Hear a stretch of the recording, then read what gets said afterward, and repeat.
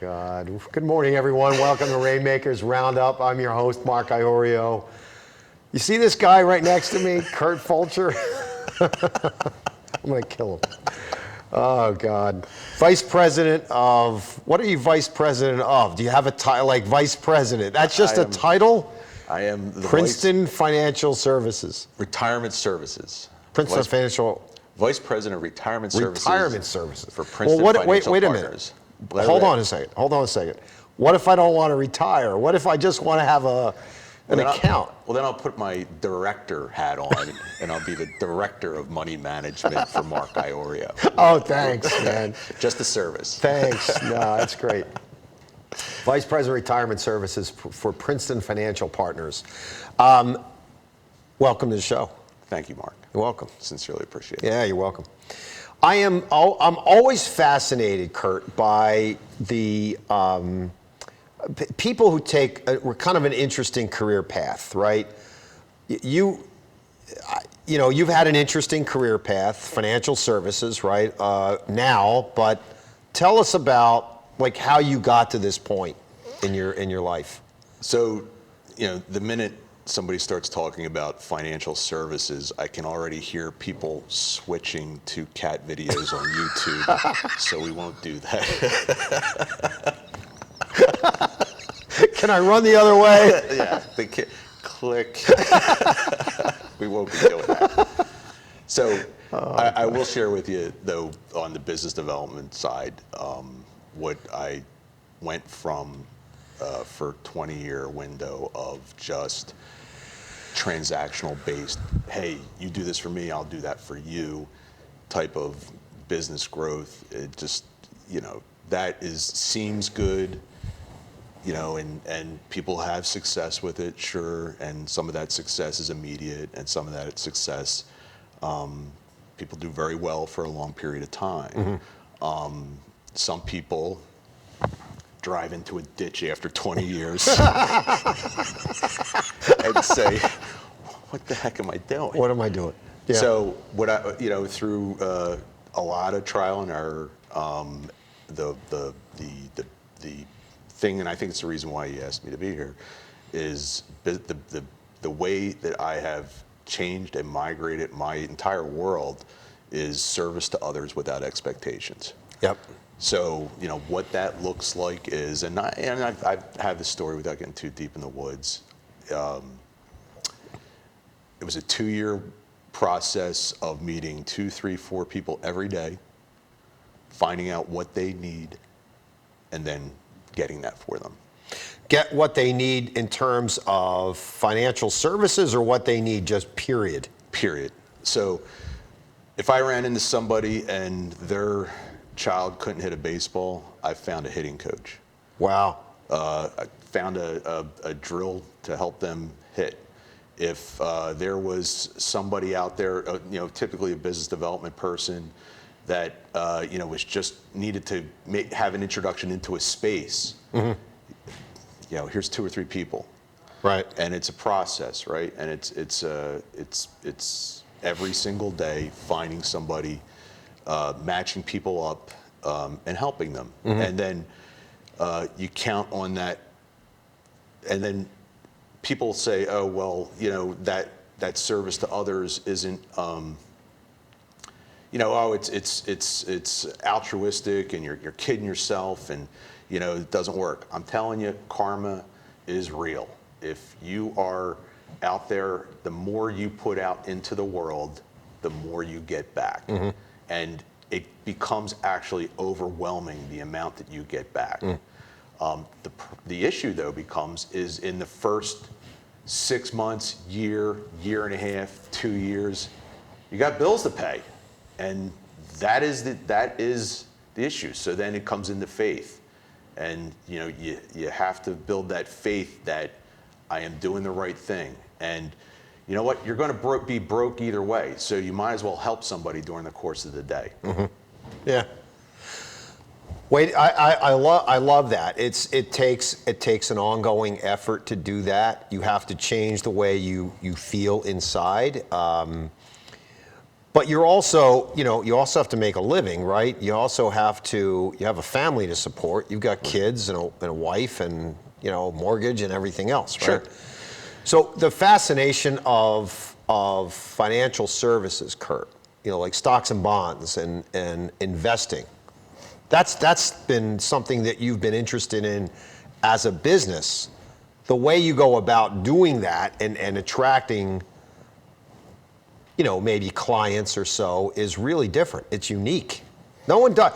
A lot of times, you said it a minute ago, you humorously raised your hand and said you drove into a ditch, because a lot of times these people, if you're in financial services, that's why people run the other way, because they put their arm on you like, come on, give me your portfolio. Let me have your portfolio. So there's nothing worse, and I say this a lot too, there's nothing worse than being excellent, very good at a very bad business model. Well put. Because a lot of things are happening there. You're kidding yourself for a long-term, world. Yeah. And at the end of the day, you don't want to.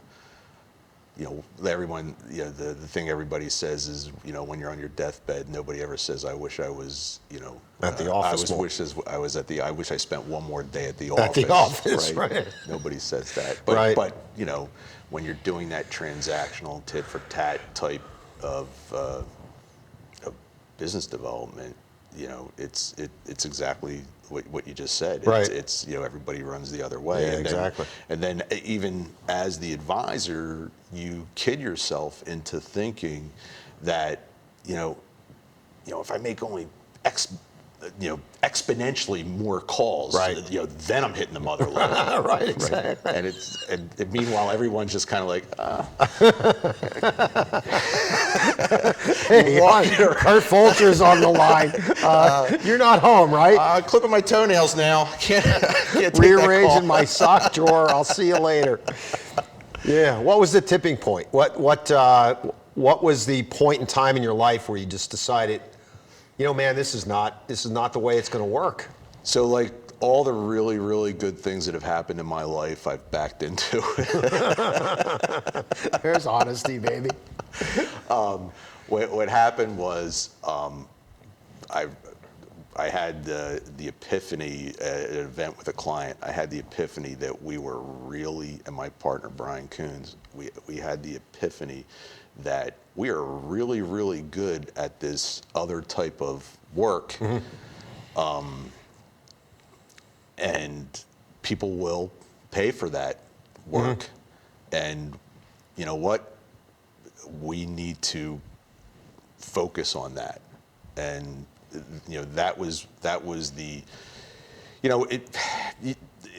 when you want to help other people, you also don't want to be you don't want to be selling, anything that comes down the pike that, really you could get any jamoke off the street to do it. So, there's something that you want to feel that you bring value, mm-hmm. that, that is, hey, look, not only is this good and right, but you know what, everybody benefits, Right. My partner benefits, I benefit, my family benefits, my client benefits. There's not one link in the chain that is weak. It's all together moving forward. Mm-hmm. And when you have that epiphany, it becomes real easy to get out and meet people and talk to them and ultimately help them overcome hurdles. Right. Yeah. Where do you, when you, I ask this question a lot, but with this industry, this business, when you get up out of bed in the morning, right? Besides working out, taking a shower and all that stuff every once in a while. You shaved today. If you cut yourself up there, you're in trouble. That was another nightmare. What's the passion? Where do you find the passion to do what you do? Service to others without expectations. It's like any other, in the beginning, then that first 2-year window, you hear about, you've made introductions and other people are making money off, and in the beginning of these introductions, and at first you're kind of like, oh man, when am I going to make money off of this? Yeah. And it's an issue, right? But then once you get past that, and you're like, that person's doing really well. That's great. And that person is doing fantastic. And you know what? I had a little bit something to do with that. Right, like exactly. I made that introduction, and now that person's screaming and doing great. And, And that's the reward in and of itself. And once you start getting and it gets even more rewarding when you have some money in the bank. Yeah. And you're less desperate. What is it? Desperation is the stinkiest cologne. Like everybody can smell it. Yeah, you can all smell it. Exactly. But it's human nature at some point, right? I mean, But then I don't want to say call it autopilot, but you're moving forward, and you're watching people have success all around you. And what it really does is it validates a worldview that you took on when you had nothing, and that's significant. Yeah. You have this worldview, and because everybody likes being right. Yeah, right. Yeah, true. And then you take this leap of faith that, you know what, if I do it this way, it's going to work out, and it does. That's the reward. Yeah. You know what's interesting? I've had this conversation 3.5 years I've been doing this show, Rainmakers Roundup, and people ask me this question all the time. What do you get out of this? What do you get out of doing this?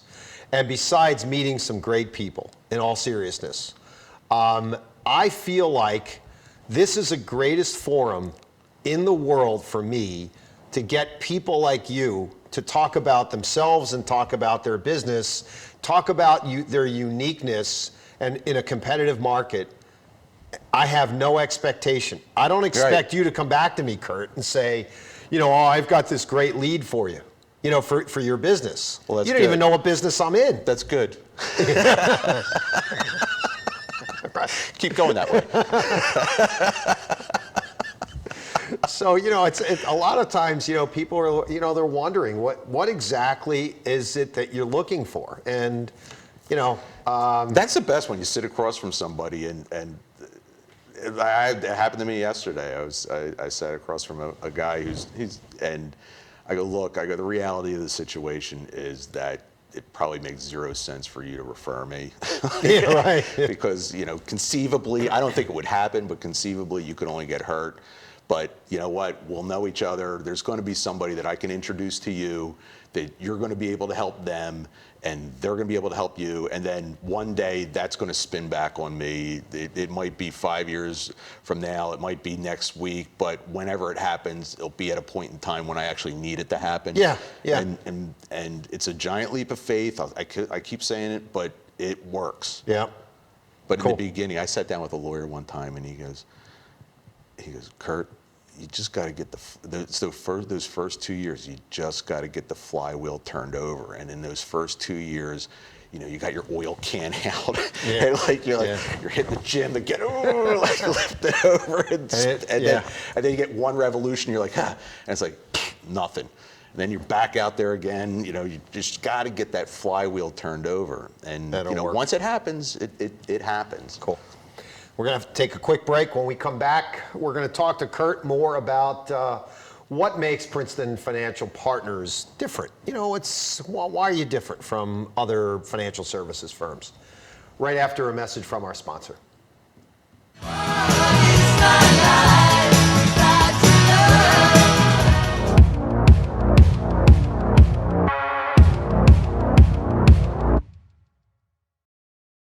So, I'm kind of new here, but I've noticed a trend. My human does this funny thing where she goes around and gets all my toys, and then she hides them in that basket by the door. But it's always the same basket, and it's always in the same place. And then she acts so surprised when I find them, but, she's putting them in the same basket. Again. It's like, hello? That's where you put it last time. You were the worst at hide and go seek.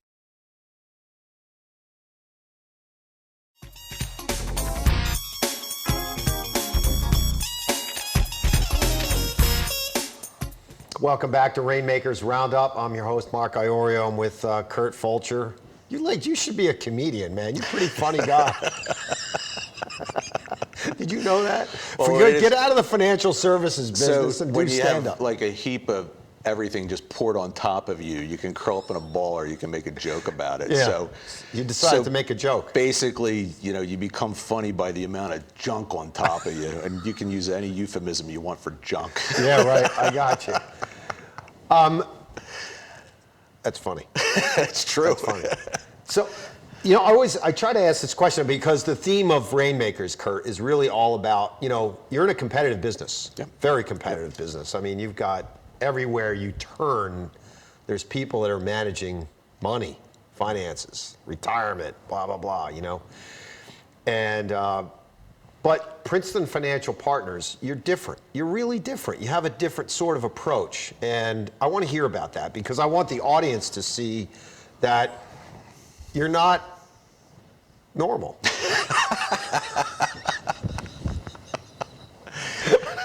Thank you. That's great. So no, you're right. We aren't normal. We for all intents and purposes, we were traders for 20 some odd years. Yeah. And we were unconflicted during that window. So what did that look like? There wasn't a squawk box. We're pushing X, Y, Z. You win the golf trip to West Palm Beach if you sell $1 million. That's never been the case. Yeah. We've always done our own homework. We've always, and by homework, what that means is not only are we ripping apart a balance sheet and income statement, but we're going to the shareholder meetings when people went to shareholder meetings, and you could walk into a room and you could basically that process. When you say we're different, we might be the biggest cynics about our industry you'll ever meet. So that usually puts us on the same side of the table as our clients. Yeah, right, exactly. Yep. It's good. But through that process, through what Andrew Garrett, our broker dealer, and we're Princeton Financial Partners. What I will say to you is the being unconflicted. Yep. That is our hallmark. We bring that institutional trading to the retail client, coupled with an unconflicted, unbiased, we're unbiased, we're unconflicted. Well, are you, like Andrew Garrett doesn't own a mutual fund family in some tertiary or secondary company. Yeah, exactly. You are ranked, you are either a performer, you're either 5 stars or you're not, and the minute you're not, I got 3 waiting to take your place. Yeah, exactly. And I could care less, what the name is. I just need to make sure that the person responsible for those returns is the ones managing the money, because that'll happen too. If you're actually really any good at running money, after a while you leave the mutual fund and you run your own own fund. And, Yeah. So, our job, but to your point, we're unconflicted. We have no relationships. You're not getting paid any more by putting money into a mutual fund than you do. Which goes back to our cynicism, right? Right. So we're not only are we cynics, but we're hyper competitive, and then there's nothing we like. I used to say, I love sitting with a client and basically being like that magician that says, this is how they cut the lady in half. Yeah, right, exactly. Her knees come up and they put some fake ones out there, and then they slice it down the middle, and boom, there's your 1% you never see. Yeah, exactly, yeah. And people never see that. So the dirty secret in our space is that clients, as long as they're matching the market or close to it, they feel that, my guy's doing his job. Yeah. My woman's doing it. And they are. Right. But, our thought is that when there's hyper volatility in broader markets, that's an opportunity. Yeah, exactly. Let's pretend for a minute that we have a picture of you when you were younger. Right? Okay. Sitting here. Okay. How much younger? Let's call it. As young as you? No, that cat's impossible, man. Although, whose hair is lighter than the other guy, right? I still have dark hair, I think. Well, the secret is you get it really cut real tight. Yeah, you right. look a lot younger that way. Young enough. Let's say a Kurt Fulcher with dark hair, right? No, 30 years old, a younger Kurt Fulcher. What advice would you give him? Or or better, even more importantly, Kurt, anybody coming into the industry? Fast money is an illusion. That is for anybody coming into the wealth management, money management space, fast money is illusion. And that's also, I'll say the same thing for investors in general, right? If you make money real fast, they can take it away from you real fast. Yeah. And as much as the grind is difficult and challenging, it really ties to that saying that if everybody could do it, if it was easy, everybody would do it. Yeah. Right. So I think to really enjoy real success, whether that's really in anything, is grind it out, and Interesting. it's not fun. Yep. It's challenging, but you know what? There's plenty of fun out there. Yeah. There's plenty of things that can be fun. Right. Right. Don't make it fun. Don't hinge your financial security on fun. Yeah. Been there, done that. Yeah, everybody has. Yeah. My friend's dad used to say, he's been gone for 23 years, and Mr. Levine, Harry Levine, he used to say, patience is a golden virtue in the market. And that's easier said than done, right? Easier said than done. And especially when you're experiencing volatility and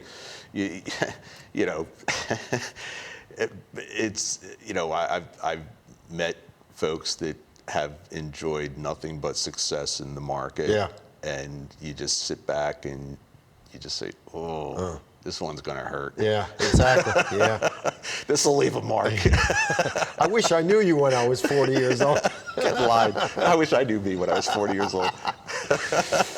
Speaking of that, so if you look back, some of the missteps, I don't like to call them mistakes because it's a learning process. You know, you got to have them. So you have to have them, but if you were to look back on that, Kurt, what sort of missteps did you make? What did you learn from it? What would you not do if you had to do it all over again? When you're going, so I'll say it again, being very good at a bad business model. I go when you're doing something and putting a time lock. What I would do is I would put a time.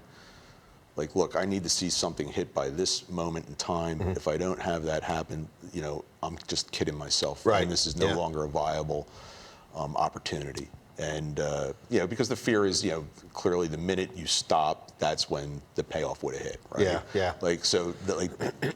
Now, I came up with that 2-year window because I've talked to hundreds of business development people, and that seems to be the timeline. It's 2 years for success. Yeah. So that wasn't something I just pulled out of the air. Yeah. In fact, I have actually a really good story. If you want to hear it. Yeah, I want to hear a case study. I mean, I really do. I want to hear something that you've done that you're really proud of. So this is just a story I want to share with anybody that is doing business development, has their own business, is grinding it out right now. One of the things that I was doing, this would have been year 2 of this transformation into the new space my partner Brian Coons and I went into. And like I said earlier, for 2 years, I'd meet 3-4 people every single day, find out what I could, and every day, if there were 2 people at 8th and Chestnut talking, I'd stick my nose in and say, "Hi, I'm Kurt. Well, how can I help you?" Anybody. And so where I'm going with this is, and if you're stayed tuned this long to watch this, you'll know what I'm talking about. Networking, there's conferences all over the place. You go to these things. And there's a lot of good people there, and you're all on the same page. You're trying to build a business, and you'll go in, and you'll do your 20-30 second commercial. Typically around a conference room, there's like 15 people there, and you say your commercial, and you tell people what you're looking for, and you say how you can help, and then it just moves along. So I was at one of these things, and it was year 2 years and like 2 months, and what had happened was. There were several, and I was it went around. People, I was at the 6 o'clock position, and at the 12 o'clock position is where it started. So as people were going around saying what they were doing and what they could do, it comes to me, and it had been a lot of business development people that are owners that had just started. They were about a year and a half in, and you could see the grind because you just recognize it because you've been there. And what had happened was when it got to me, we were 2 years and 2 months in, and we were the phone was ringing. That's another thing too. When you're in the grind and people say, does this thing work? Yeah, well, what do you do when the phone rings? And you're like, the phone rings? What are you talking about? The phone rings. The phone never rings. It doesn't ring. We check it every day. It just sits there. So as it's going around, it comes to me, and the phone was actually ringing, and we were getting business. People were calling in, and I said to the people there, I go, look, I want you to know something. I go, the phone does ring. It takes 2 years, but I promise you, the phone rings. People just want to know you're going to be around. They're out there, but you just got to keep grinding and grinding. And so that was, and then I went about my way, right? And then it goes back around the table, and it gets to the 11 o'clock position. And there was a gentleman there, he was probably around 65 years old. For whatever reason, I don't remember his name, but I remember what he said as clear as bell. He said to me, he goes, Kurt, I want you to know something. He goes, when I was building my business, he owned an IT company, and he goes, when I was building my business, I would have given my left arm for somebody to tell me that it takes 2 years for the phone to ring. He goes, so I'm going to let you know something. Year 5 is magical. Wow. And he was right. It's magical. It's just, It takes that effort. Yeah. It does. It does. You've had some pretty inspirational people in your life, right? People that have impacted you greatly. All of us have, right? Who's inspired you that comes to mind, Kurt? Well, right out of the gate, professionally, it's not even close. It's Bill Hogan. Great guy. Yeah, he's a great guy. I love him. He was he's a business coach. He was the first guest on my show 3.5 years ago. Really? Yeah. So Bill's awesome. He's like, I get emotional. Yeah, of course. Yeah, of course. I mean, he's just, he comes to my Christmas party. If you're a good guy. As he should. If you're a good guy, I think I can get you on the list and then you come out and hang out. Hide the silverware. Yeah. So. Yeah, no, Bill, so Bill was the one that was like, Kurt, we got to clean you up.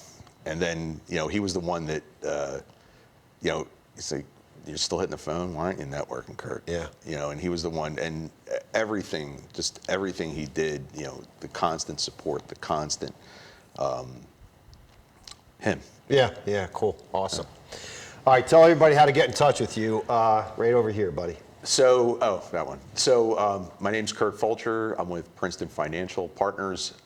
You can get a hold of me at kfulcher@andrewgarrett.com. When you send me an email at kfulcher@andrewgarrett.com, I'll tell you why it's andrewgarrett.com. If you want to give me a call, it's 1-800-332-2888. One of those buttons is my extension. Otherwise, feel free to call Mark, and he'll get you to me. I'll get you. But yeah, it's kfulcher@andrewgarrett.com. I'm happy to chat with anybody, and if you need help, I'm happy to help you. Thanks, buddy. Yeah. It's a great show. Thank you. Wonderful. Yeah, Thank you, awesome. Mark. I appreciate it. All right, ladies and gentlemen, that's a wrap for Rainmakers Roundup. Thank you so much for joining us. Get a hold of this guy. He's great. He's also in politics. So we'll see you next week. Have a great week. Be safe. Thank you.